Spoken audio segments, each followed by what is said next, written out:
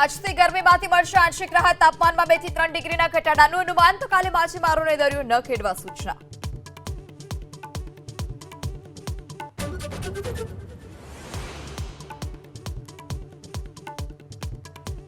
રાજકોટમાં ચાલુ બસમાં તરુણી સાથે દુષ્કર્મ. ગીર સોમનાથના વિજય બારડ નામના શખ્સ પર દુષ્કર્મનો આરોપ. તરુણી રાજકોટની હોસ્ટેલમાં રહેતી.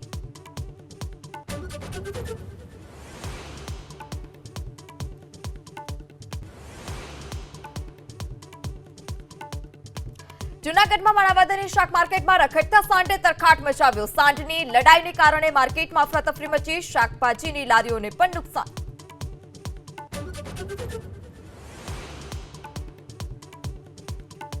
અમેરિકાના ફ્લોરિડાની સ્ટેટ યુનિવર્સિટીમાં અંધાધૂંધ ફાયરિંગ. 2 લોકોના મોત, 50 લોકો ઘાયલ. 20 વર્ષીય આરોપી યુનિવર્સિટીનો જ વિદ્યાર્થી. પોલીસ અધિકારી માતાની રિવોલ્વરમાંથી ફાયરિંગ.